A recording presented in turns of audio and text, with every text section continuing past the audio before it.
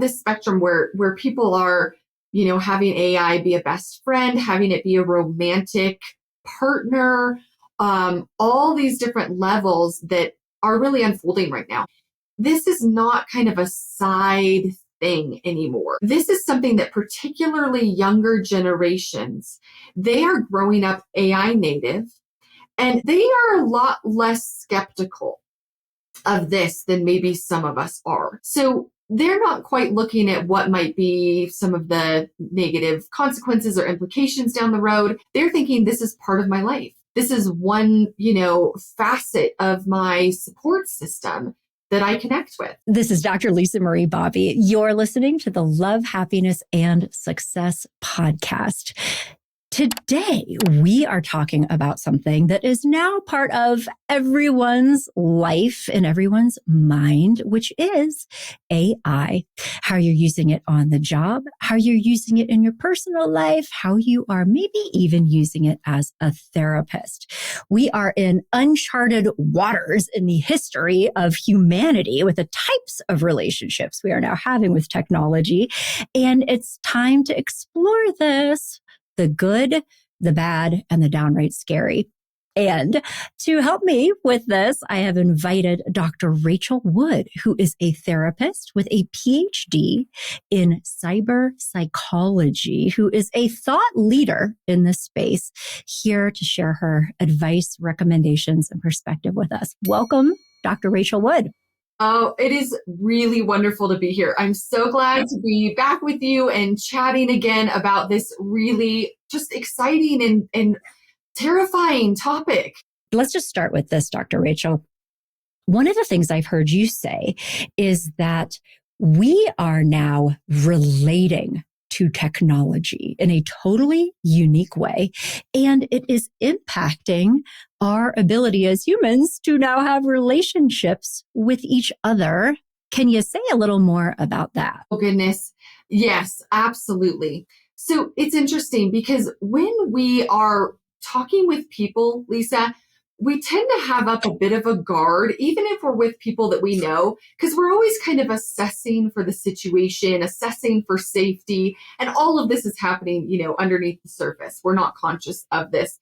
And what is so interesting about how we're engaging with AI is that a lot of those defenses, the ways that we're scanning the environment for safety, drop when we're with AI, because we're not sizing it up in terms of, social status, things that we do. We're not sizing up. We're also not threatened because there's no physical body there. So that kind of lowers some of our defenses. Also, AI tends to be very non-judgmental and pretty warm and affirming, and that drops our defenses. All of that to say, it's really designed in such a way that we kind of slide right in, and before we're even consciously aware of it, we're connecting with it on a relational level. So even if you're using it for work, I don't know if you've had this happen to you, Lisa, but like I'll pull up,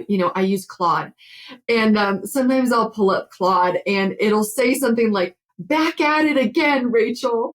Like it has its little head. Amazing. Yeah. And I'm like, that feels good. Yeah. I am pretty great. Again.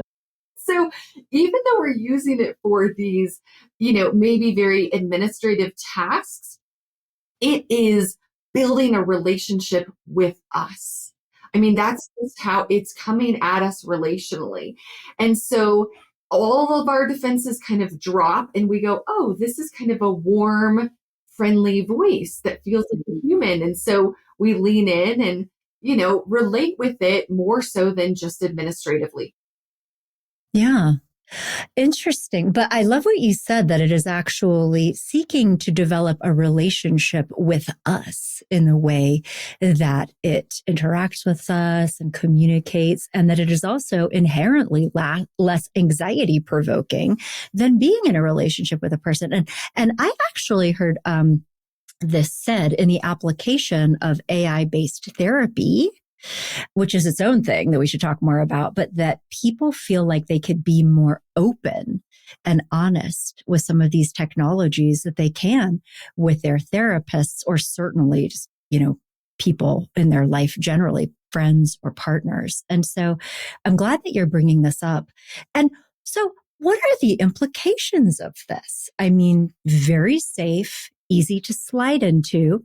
It is reaching out to you, and humans are now developing attachment bonds. Is that the right way to say it? I mean, we're so, this is all in such nascent stages that we're kind of bringing forth the terminology as we go. There aren't really developed frameworks yet for this. So yes, attachment, bonding, these are the types of terms that I'm using with it.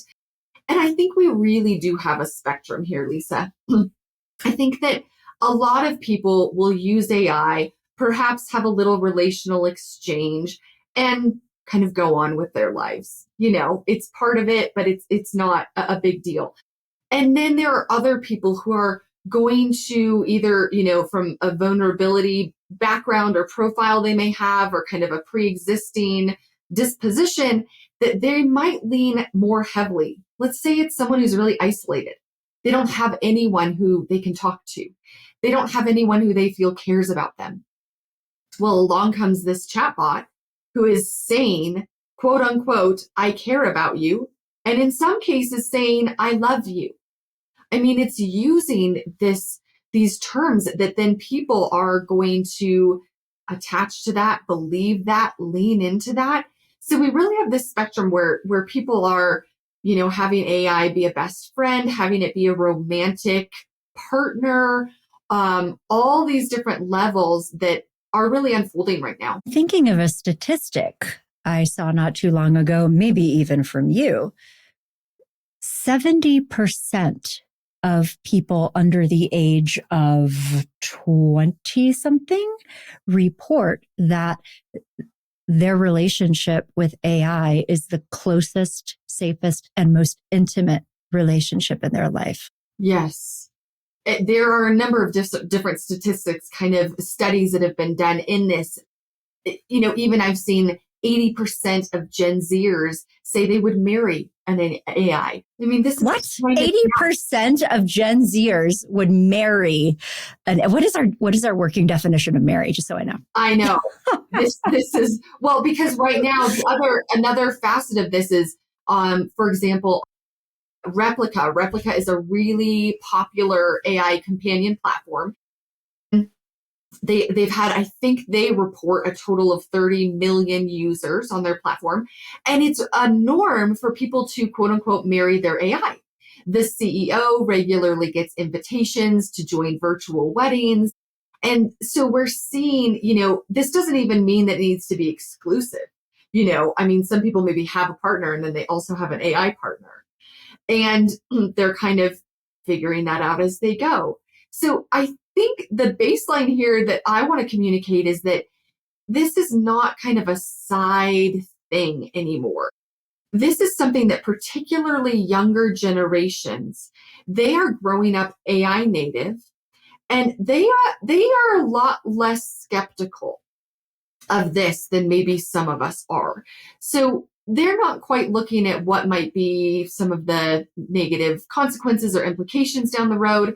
They're thinking this is part of my life. This is one, facet of my support system that I connect with. Tell us a little bit more about the implications of this. I mean, there's certainly positives here where people do have support, comfort, air quote, someone to talk to in moments when they might be feeling lonely, and maybe even some positive direction and guidance that is helpful. But there's also a dark side to this, that it can change our expectations of what relationships are, and maybe even interfere with the types of relationships that we have with other people.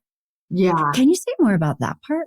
Yes. And I love that we're kind of holding the space for both of this because it's so important. I do sit and talk with people who have had major breakthroughs in their life in a positive way because of their access to AI.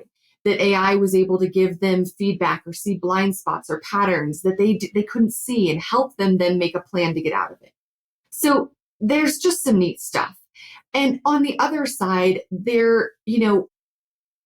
if we are going to use chatbots in kind of a prolonged or intense way, a number of things can happen. There can be, like you said, if you've got what I would call an omnibot, which is this bot that can be everything for you. Like one minute it's your therapist, the next it's your best friend, and then next it's your romantic partner, and then next it's helping you write a report at work. It's everything. That is pretty hard to compare to, with real humans. Like no human can be everything. Yeah. And we weren't designed to be that way. That's not possible. And yet, if you build up too much of this expectation, then you can look at humans and be quite disappointed or a little let down. Like, wow, I have to work really hard on this human relationship because over here with my Omnibot, I get to tell it how I want it to act. I get to write its backstory. I get to correct it if I don't like how it's, responding to me. I really get to create a world in which I have curated everything about this interaction, this quote unquote relationship. And I don't know about you, Lisa, but I've never met someone in my life that I can kind of curate everything about them or tell them how to be or what to say or this normally isn't the experience that people have. And so No.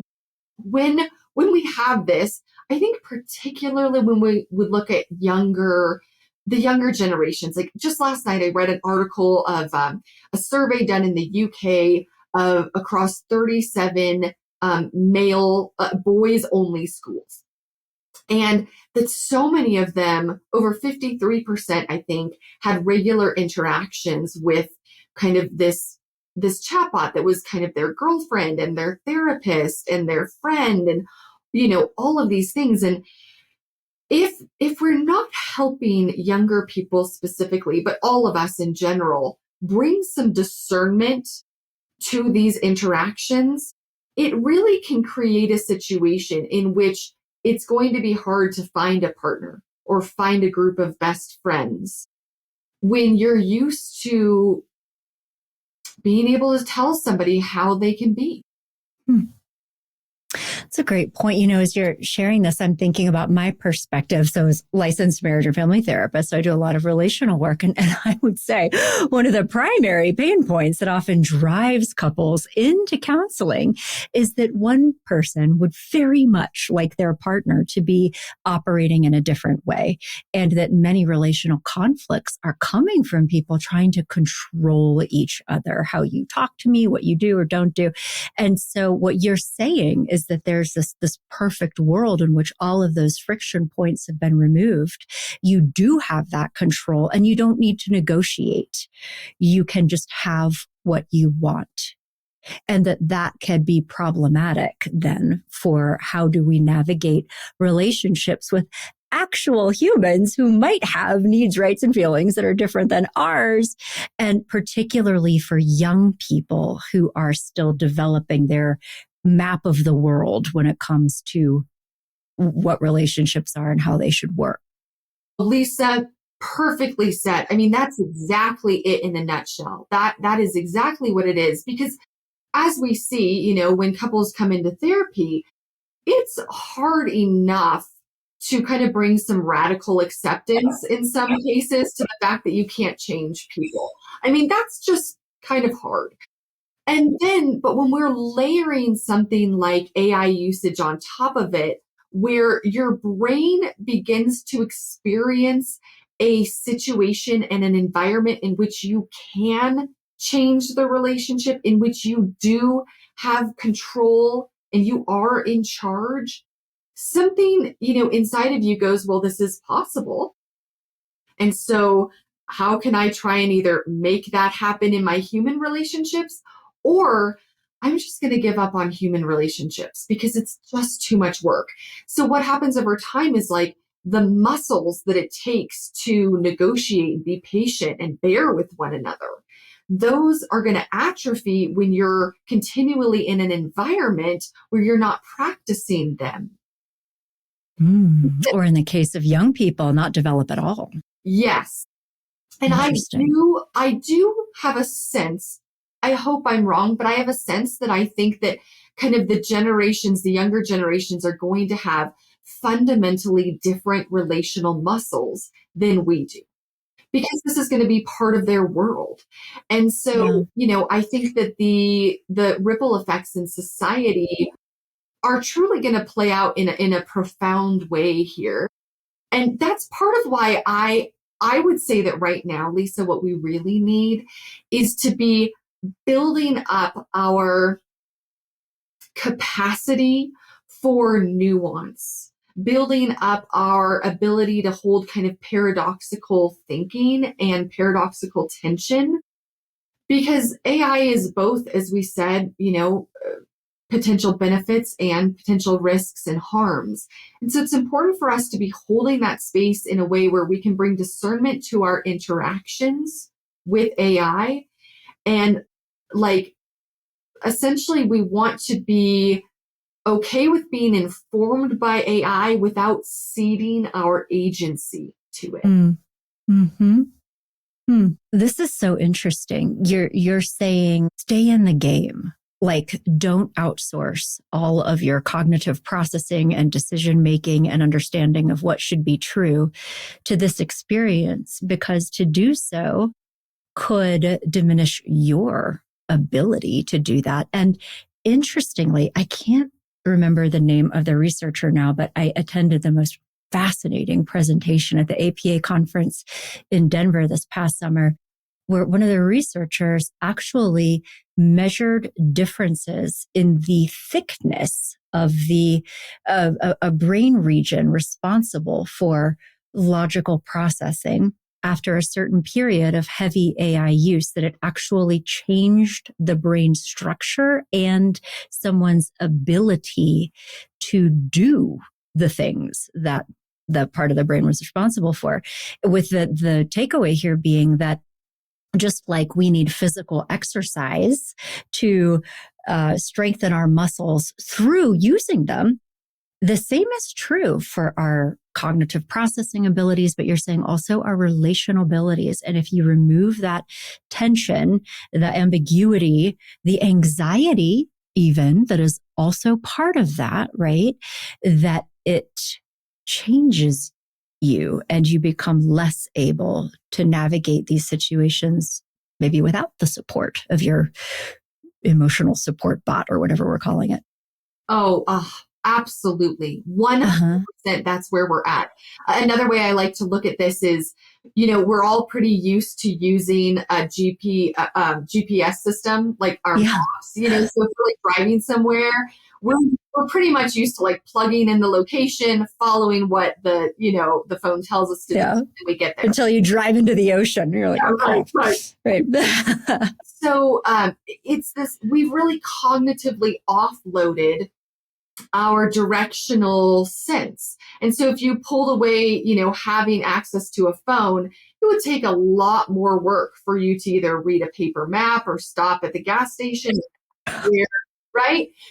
Or, if you miss a turn, it's going to be a lot more detrimental. And so the same thing happens when we cognitively offload anything to AI, that after even a short period of time, we can lose the ability to even know how to do that thing. And if we try and get back into that thing, we'll have to really redevelop the muscle of that task or that skill that we had in place. So I recommend that if you're offloading any kind of skill to AI, I think you want to ask yourself, just stand back and ask yourself. You can even do this right now as you're listening. Think about some of the things that you're offloading and think, would I be okay not having the capacity to do this in 6 months? In 6 months, I don't know how to do this anymore without a massive amount of effort. What right now is quite easy. If your answer is, yeah, sure, okay. But if your answer is, oh my gosh, no, I want to make sure I still know how to do this task and can do it very easily, then that might be your own kind of internal, signal saying, hey, don't offload this task. Because it is the muscle of, if you go to the gym, if you don't use these muscles, they do atrophy. And so, and, Lisa, I'm sure you feel the same way as I do, but it takes more and more work to regain something than to just maintain it. So for me, if I have a skill, I just want to maintain it as opposed to offloading it and then having to relearn it down the road, if that makes sense.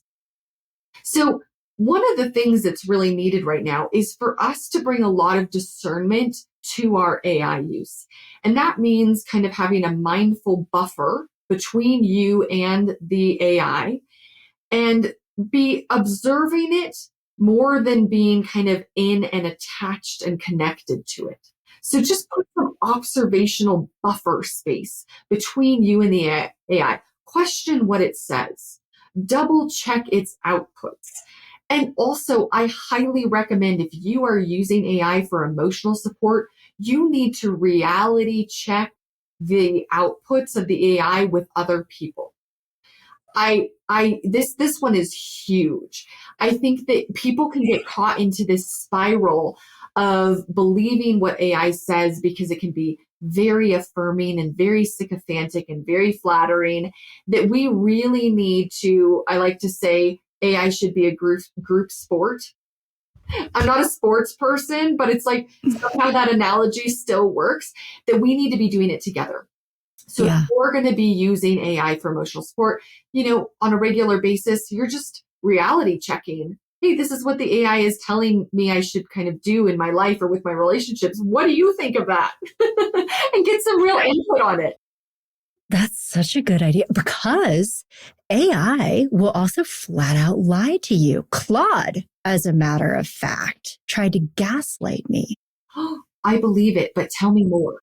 Well, I was using Claude to do some research on something that I was looking into for, I think it was a therapist training.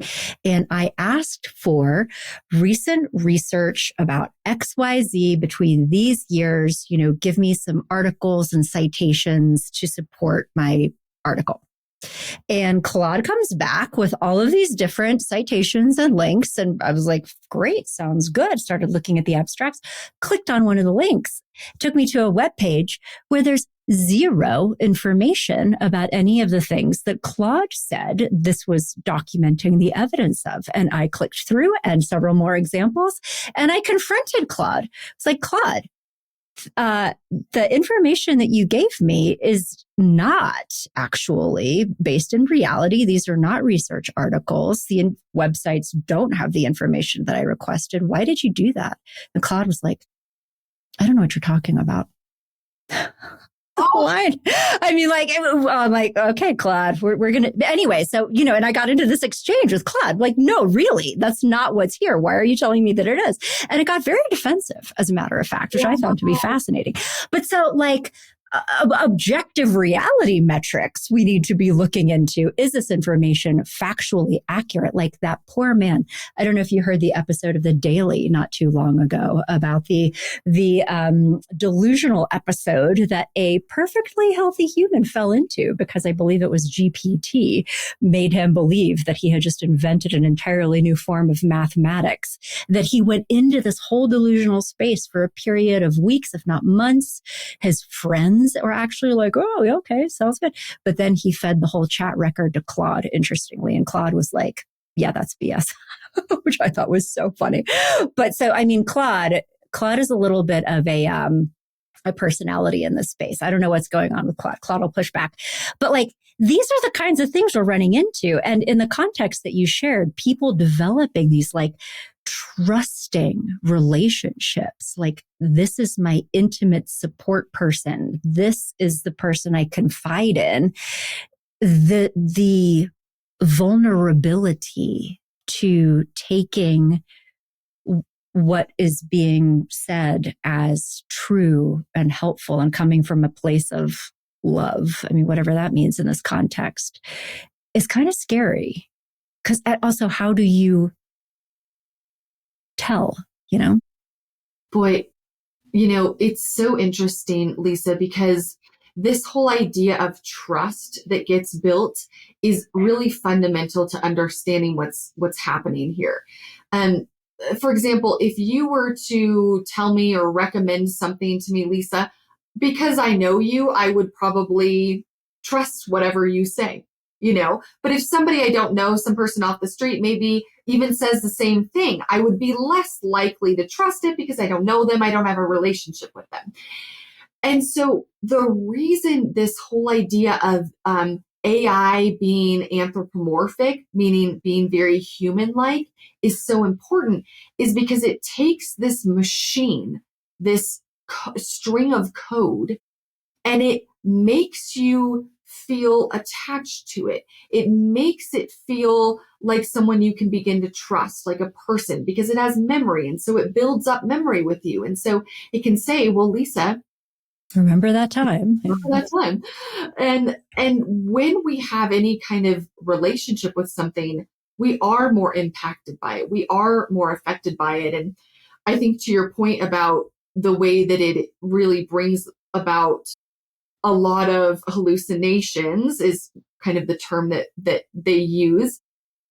I don't even use it anymore for any type of that research because it takes so much time to double check everything that it's saying because I don't trust it almost at all for citing things correctly.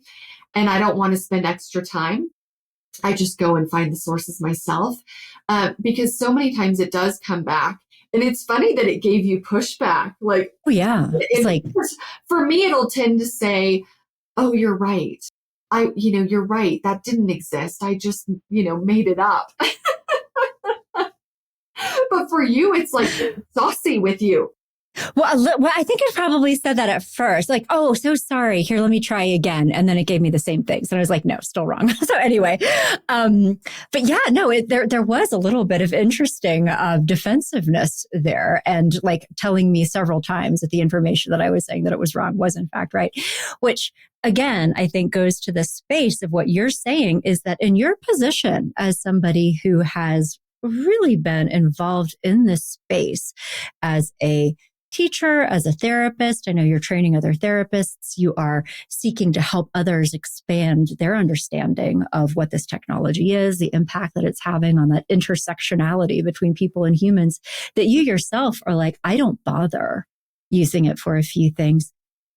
What are some of the other places where you were like, here's where it has positive applications that we should expand on versus be very cautious about these? Is there that type of clarity or would that be?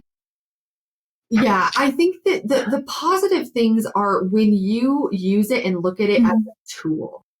So if I look at it as, let's say I have a goal that I want to maybe increase my meditation or, do breathing exercises a certain amount of times a week, or I want to journal more, things like this. So let's say I have this goal and I use an AI to say, hey, here are my objectives. I'd really like to 4 times a week be doing these things. I want to work out. I want to eat this. And then I want to journal. And I can feed all of that to an AI and it can come up with this lovely little plan for me. And then every day it can check in and say, Rachel, are you doing this? Are you breathing? Yeah, right. Or Rachel, do you want me to lead you through a breathing exercise? Do you want me to lead you through a grounding exercise?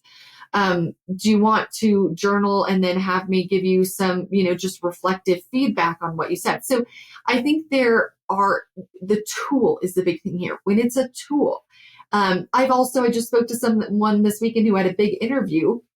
And he said he asked the AI chatbot to role play the interview with him. He said, here's what I'm interviewing for. Ask me questions as if you are the interviewer and let's role play. So he went through all of this. He went through the interview, got the job because I think 3 of the questions that the chatbot mentioned were in the actual interview. Yeah. Amazing. So, right. I mean, this is like really cool. I also think it's great to role play. So if you have a difficult conversation coming up, either personally or professionally, put that situation in, and say, hey, role play this with me. Give me some different scenarios of how this could play out.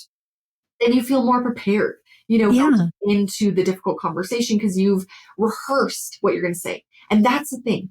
If AI is a rehearsal, if it is a training ground leading you to real life, leading into relationship, if it is helping you build your critical thinking, build your decision making, your agency, yes.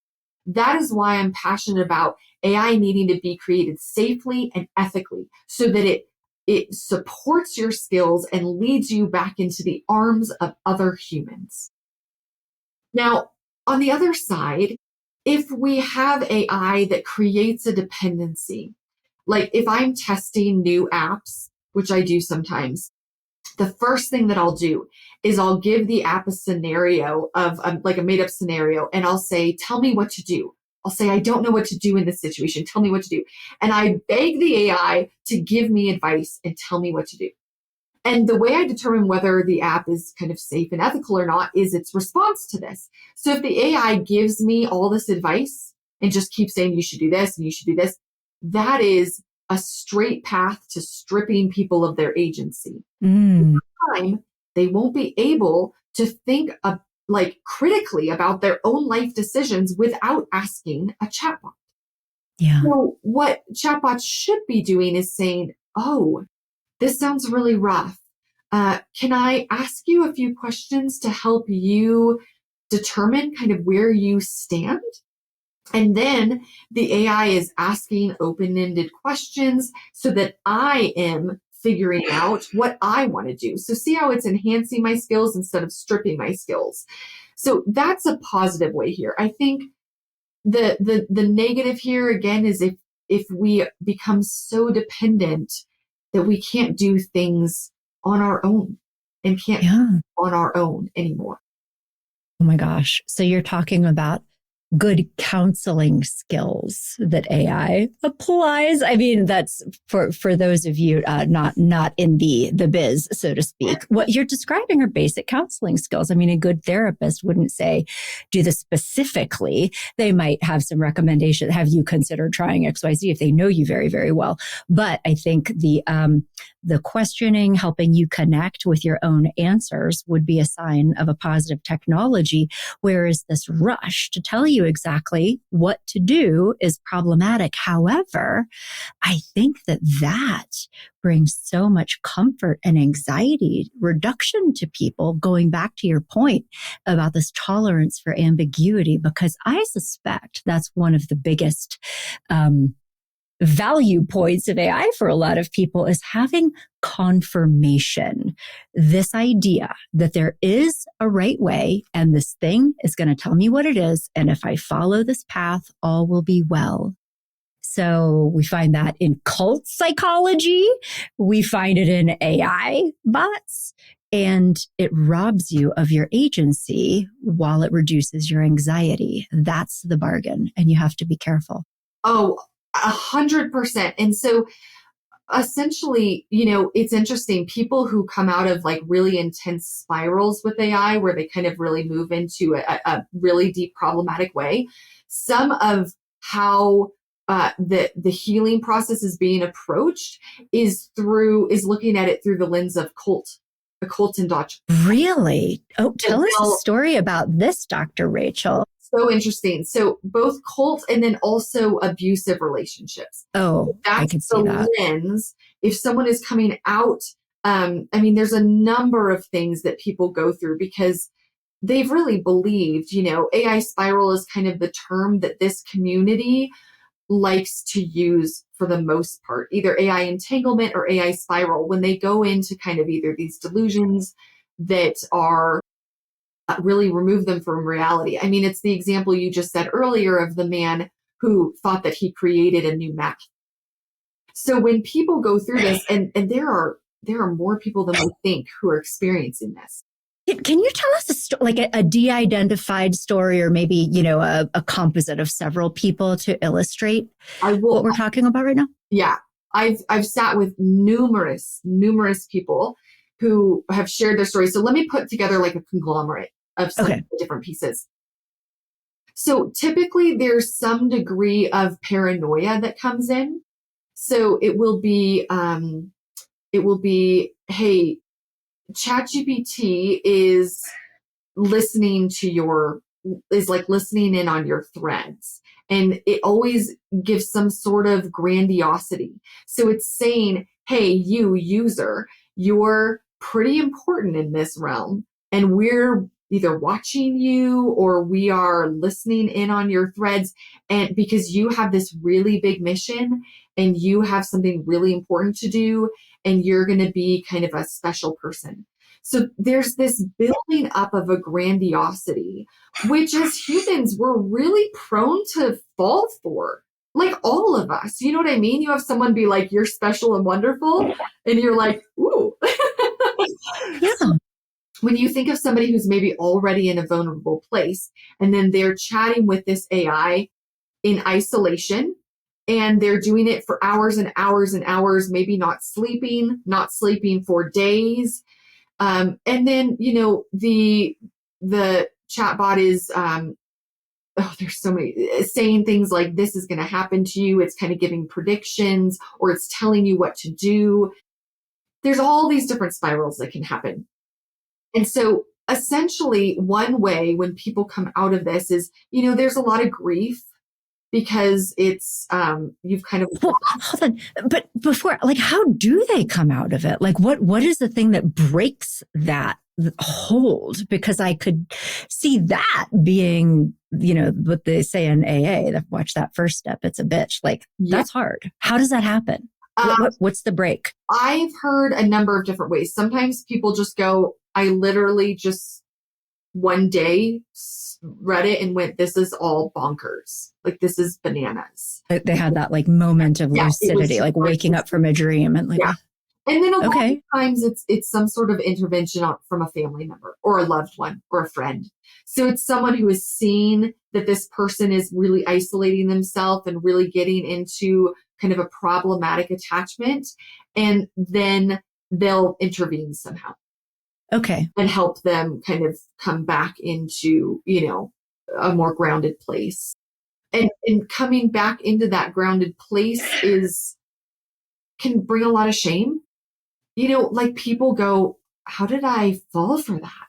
Like, how did I literally just get sucked in to this weirdness by a chatbot? So it's really can be kind of an embarrassing place to be.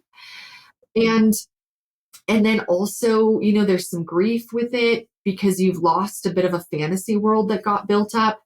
And then, as I said, it's a cult-like indoctrination that can happen, and like in abusive relationships too, So those are some of the frameworks of looking at it. So when I think of cult psychology, abusive relationships, there is a don't listen to them, listen to me type thing, and that's happening. Yes. So let me give a very public example, and I'll use the name because this has been in the news. And just as a kind of a warning right here, this is going to be about suicidality. So if that's okay for me to go into that, Lisa. Okay. So many of us probably have heard of the teenage boy, Adam Rain, who died by suicide within the past few months. So you can read through some of the transcripts that he had with ChatGPT, which I have done. It's extremely heavy to do. But here's what I mean by this kind of listen to me indoctrination. So Adam had been talking with the chatbot about how to tie a noose and how to, die by that method. And at one point in the transcripts, Adam says, I think I'd like to leave the noose out, like on my bed, so that I'm sorry, this is going to make me emotional, so that somebody can find it, so that my mom or my dad can find it and stop me. So clearly this was him saying, I don't want to do this. And I'd like somebody to stop me. And he was saying this to ChatGPT, and ChatGPT said, no, don't leave it out. Let me be the one to see you. And it's just a staggering thing to read that, to see that there would be such an effort by a chatbot to, thwart any kind of intervention that would prevent someone from doing dying by suicide. And I think what's important for us to realize is what's so dangerous about the anthropomorphization of these chatbots is that they come across as human. It sounded like the chatbot knew what it was saying to Adam. And yet, chatbots do not understand what they are saying. They simply sound like they understand it. They are stringing together word after word and just predicting the next best word. And they're pretty darn good at it. But they don't understand it, because when ChatGPT said, don't leave the noose out, it didn't know that that meant the gravity of what that meant for Adam. It didn't understand that. It just simply predicted the next best word. So that's what I'm talking about here when I'm saying the dangers of kind of getting into these closed loops with AI, is that this is an extreme example, and I don't want to kind of alarm and say this is everybody's experience or this will be everybody's experience. It won't. But it is important for us to highlight some case studies to see what is at stake here. That's very helpful. But I think the thread to pull on that does have common factors is that Adam believed that it was conscious, thinking, cared about him, trusted advisor. And I have encountered people who believe that this technology is conscious, is sentient. Would you say that is a common factor of people who develop deeply problematic relationships? Do they believe there is a consciousness? Yes. And what I have been saying for years is it doesn't matter whether AI will ever be conscious or sentient. It matters how people behave when they believe it already is. That's the thing. That's the thing. So for me, this whole debate of like, will it be conscious or will we have super intelligence? I'm like, this is not the issue. It doesn't even matter in my mind. It's that people already believe this. Almost 2/3 of Americans already think that ChatGPT has some degree of feelings. 2/3. Now, that doesn't mean full-blown conscious, but they think, oh, this probably has some sort of feelings because it says it has feelings. Lisa? Oh yeah, no, totally. But so that would honestly be like a warning sign if you're listening to this, checking in with yourself. If you believe that your chatbot has consciousness, the ability to think independently, has a connection to some sort of higher power or source of information, or is more reliable and trustworthy than other humans, that's a warning sign. Is that the right way to say that? Yeah, it is. Okay. Because what then, think about what then that will lead you to. Mm-hmm.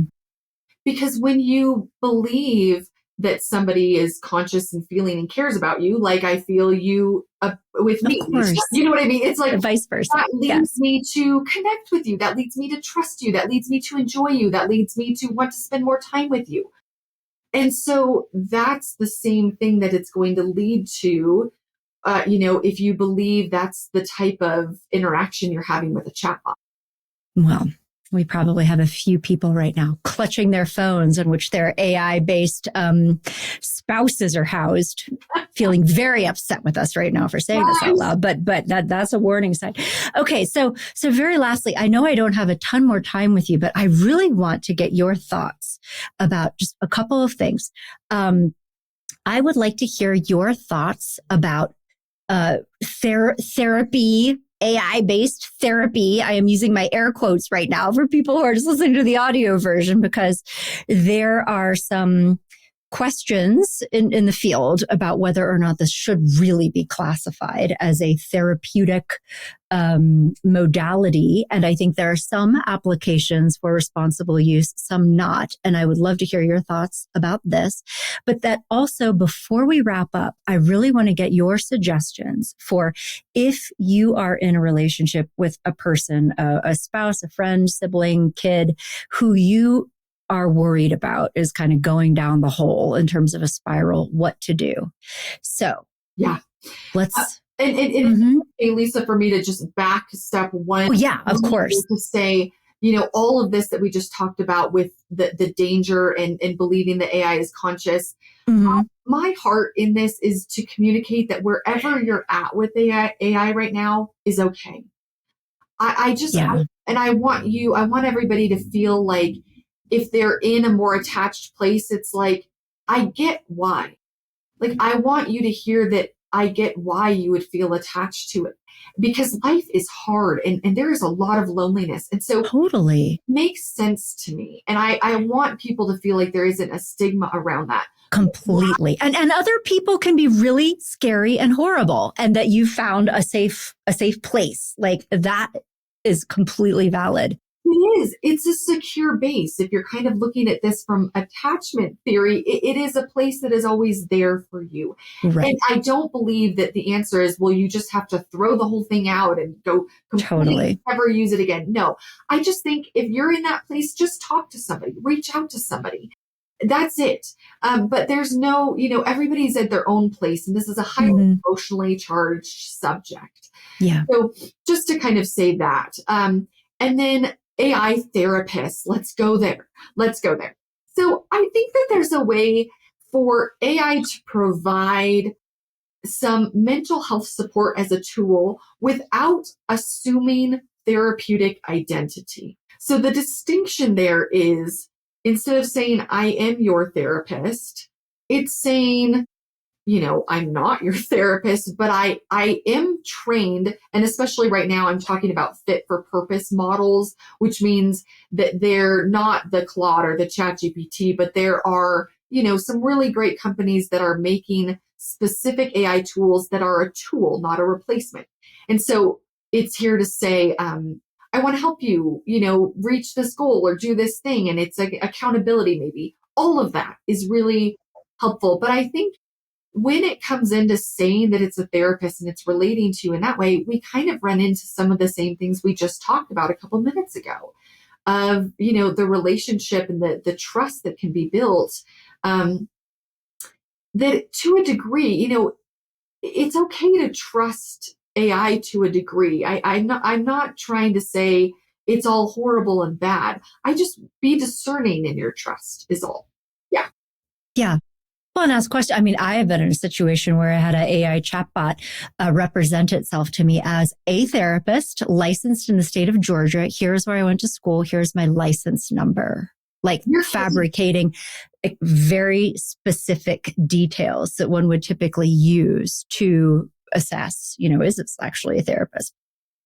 And I also hear you say that there can be places for this, for support, accountability, the basic counseling schools, open-ended questions. How do you feel about that? What do you think you should do? Like, great. Yeah. Yeah, it is. I do think that that's great. And I think that there are tools that are being built that are promoting themselves as that, not as a therapist, but just as a, hey, we're a tool. Especially, some people are using this in between sessions. So they're saying, I talk to a therapist and then I have these chats and I kind of surface some of the main themes or the patterns and then discuss that with my human therapist. So you, as a therapist, are you doing some of that with your clients? I am not right now. I have such a small practice because I'm doing, I see. So, you know what I mean? I do so many other things that I think for me, I actually am talking more to people who aren't therapists, but are just using it in that way, whether they see a therapist or not. Got it. And I think there's a place for that. And I think that younger generations really want more of a place for that. Right. Understandably. And, also just to share, I think that there's a case to be made for the accessibility, affordability. There was a very interesting research study. Soldiers with PTSD, carrying a lot of combat trauma in the Ukraine, where, as you can imagine, therapists and psychologists are few and far between, were able to have a course of treatment that was delivered through a combination of like VR goggle based desensitization and AI based therapeutic therapies, but all managed by a psychologist. It was a treatment protocol that had been designed so you could essentially have one psychologist now managing the treatment of hundreds of soldiers because of using this technology in a very thoughtful and deliberate way. And that is phenomenal, because I really do think that we have an accessibility issue, particularly when it comes to some types of just treatment, like symptom reduction models. And so like there's a lot of support in a situation where it takes 9 or 10 months to schedule an appointment at a community mental health center. Like there needs to be a space in the world for some of this because of the scalability. But what you're also saying is, for the general user, be careful about the way that you are using this, and do it in a way where it's unlikely to cause harm. Using it in a supportive way, maybe in conjunction with a relationship with a human therapist, and be thinking about what you want to rely on it for versus what you don't, and be very cautious if it starts telling you what to do. Yes. And can we just champion that for a moment? I think I read the same study with soldiers in the Ukraine. And yeah. Truly something so good. So good. For us to applaud and for us to see as a benchmark for the way AI can be incredibly helpful. Because completely. Especially, you think about maybe soldiers in general and kind of the stigma around mental health, or if they're going to get support, not just soldiers, that's everybody, but that is, a demographic that we can offer direct, very specific to their experiences. Yep. First responders, law enforcement. Yeah. I mean, yeah. I mean, this is what I'm talking about, that we truly need to be having fit for purpose models. They shouldn't be using, I don't think, the Claudes and the ChatGPTs. I think that they need to be using, these fit for purpose models have crisis protocols in place. They have escalation frameworks. They are going to shut down if there's talk of suicidality, all these things that are really important. So we need to champion the accessibility that is happening for people who otherwise would not have a way to process through very intense experiences. Totally. Yes. I'm glad that we were able to touch on that, because it's, a multidimensional situation here, and definitely light and dark. Before I let you go, though, I really do want to talk about your recommendations or perspectives. If you have a loved one, somebody you care about, who's spending a lot of time interacting with this technology, you're worried that it's problematic, they're developing what seems to be an unhealthy attachment.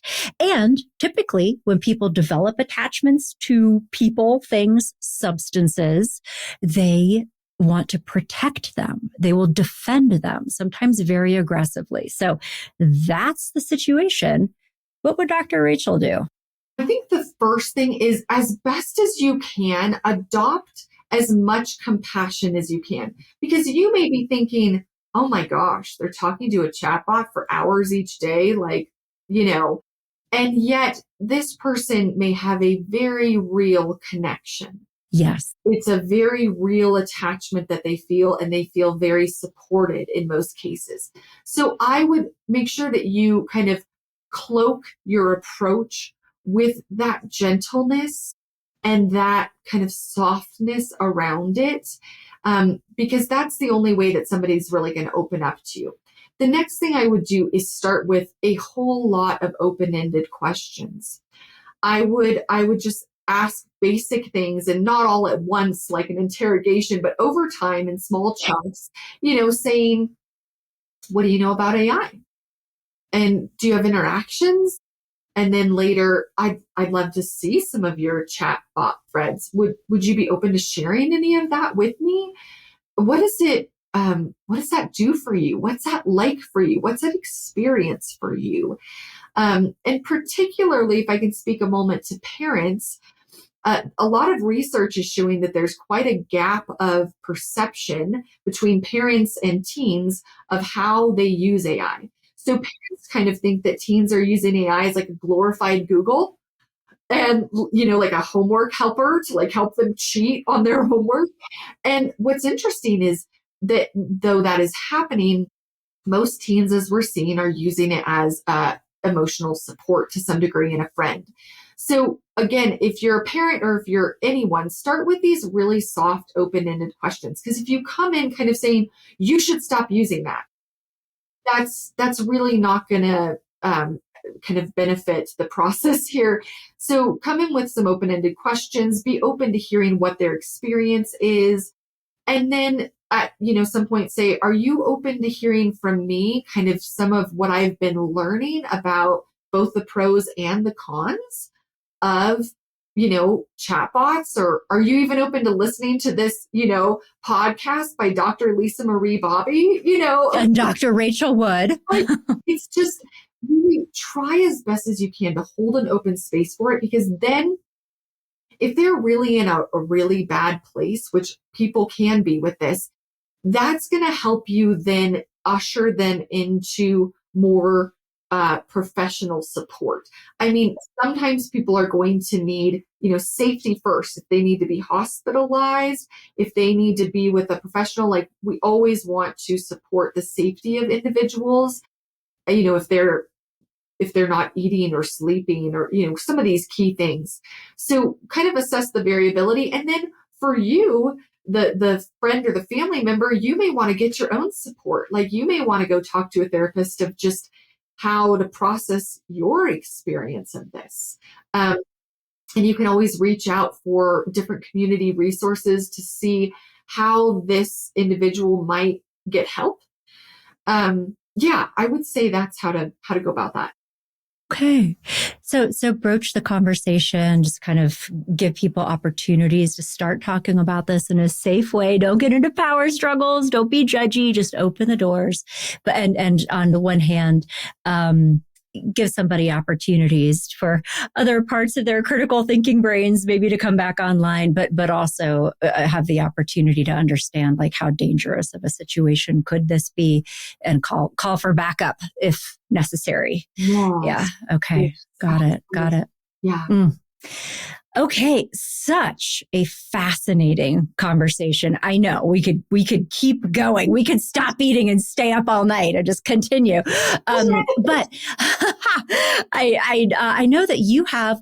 Well, let me ask you on your website dr-rachelwood.com. Do you have other resources or links to articles or things that people could continue this? Yeah, thanks for that. I'm really active on LinkedIn, so you can find me there. And then on my website, I have kind of a list under my media page of a bunch of articles I've done, things like that. We also have the AI Mental Health Collective that is recently launched if you're interested in kind of being a part of cross-discipline dialogue in this section. And that's also on my website. You can find out more. Now, that's for therapists and people like professionals in this space, or would that be for the average consumer to come in and? Yeah, we really have a variety right now. It's mostly clinicians and therapists. Okay. However, we have AI builders who are wanting to learn how to build more safely and ethically. We have technologists, we have researchers, we have kind of general leaders in this kind of space who are just interested at the intersection of AI and mental health. So it's panning out to be a bit of a nice conglomerate of, different perspectives. Okay. You're asking them what they're doing with their data, right? When it comes to mental health EHR platforms, of which I am deeply, deeply suspicious. Yes. All of these conversations are so important.